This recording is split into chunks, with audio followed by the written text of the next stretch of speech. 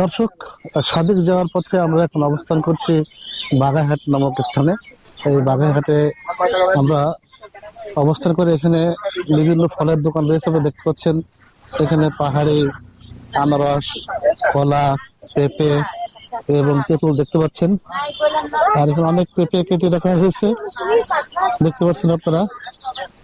পাশাপাশি এখানে আমরা দাঁড়িয়ে আছি, সামনে আছে যে আর্মি চেক পয়েন্ট।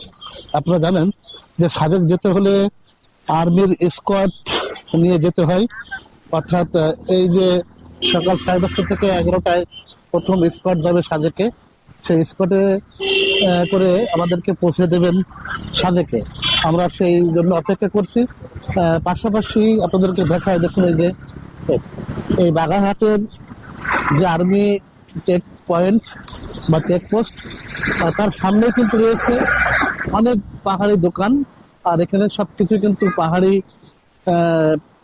ফলমূল পাওয়া যাচ্ছে।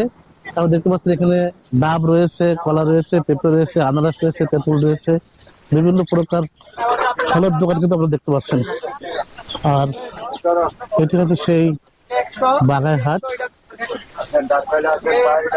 মনোরম একটি জায়গা, অনেক সুন্দর।